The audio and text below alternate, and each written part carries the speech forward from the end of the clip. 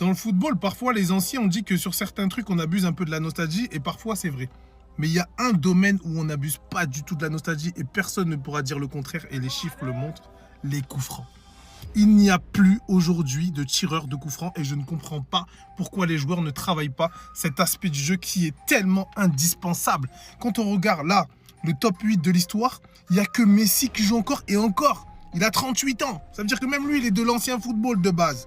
Il n'y a pas de joueurs d'aujourd'hui. Alors que quand vous prenez tous les autres statistiques, meilleurs buteurs, en Ligue des Champions, en sélection, je ne sais pas quoi, vous allez voir que des joueurs de maintenant, mais sur les coups francs, ils sont où? On va commencer par le numéro 1, le boss, bien sûr, Juninho. Moi, je suis de cette génération, moi, je suis un joueur de PES. Ne me parlez pas de vos fut champions éclatés, jeux d'arcade, non. PES 6, le meilleur jeu de foot all time. Le challenge, entraînement, les coups francs, target, les gars. La cible, c'était incroyable. Tu prenais le joueur que tu voulais, hein, bien sûr. Juninho, 99, les gars, en précision de tir sur coup franc. C'était du n'importe quoi. C'était chirurgical, avec une manière de tirer si particulière. Coup de pied intérieur. Les gars, tu le prenais, c'était chirurgical. On avait aussi du R. Carlos, les gars. Roberto Carlos, la légende. Et en plus, à l'époque, chaque joueur avait sa manière de tirer. Je me rappelle que dans PES, je crois que ça allait de 1 à 11. Et tu pouvais avoir du Juninho, du David Beckham aussi, qui avait une manière si particulière, où il mettait son bras roulé. Tu pouvais avoir du Lampard, qui tirait d'un peu plus loin, du Roberto Carlos, qui tirait de très très loin. Tu avais du Ronny, qui se mettait perpendiculairement et qui tirait les coups francs de cette manière-là. C'était aussi chirurgical. Les gars, il y avait des équipes qui avaient 2 tireurs. Carrément, le gardien, il savait pas. Là, on va aller dans les vraies légendes, les vrais connaisseurs, les gars. Le duo Nakata-Nakamura au Japon, c'était du Olivier Tom, les gars.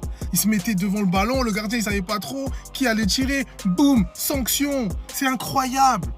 Pareil avec le duo David Beckham, R. Carlos. Tu le tires, non, je le tire. Tu me laisses, je le laisse. Moi, je la mets en enroulé, toi, t'envoies une grosse patate. Allez, boum. Et pareil avec le duel R. Carlos, Ronny. R. Carlos qui prend son élan de fou.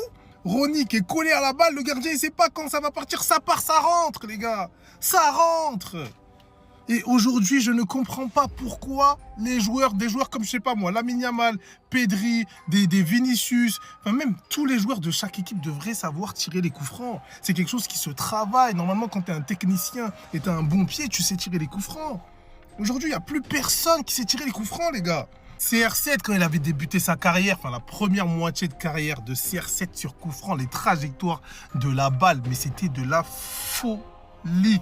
Et d'ailleurs, on peut même se poser la question parce que sur la deuxième partie, il en met de temps en temps, mais il en met beaucoup moins Cristiano. Donc, est-ce que les ballons, je sais pas moi, est-ce que les ballons ont changé? Est-ce que les crampons, les chaussures, je sais pas quelle explication donner?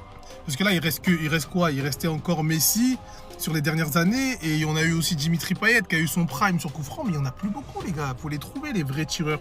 De temps en temps, on va voir des coups francs comme ça, par-ci, par-là. Mais d'avoir des vrais tireurs estampillés comme Juninho, la légende du team. Et là, vous voyez ce classement.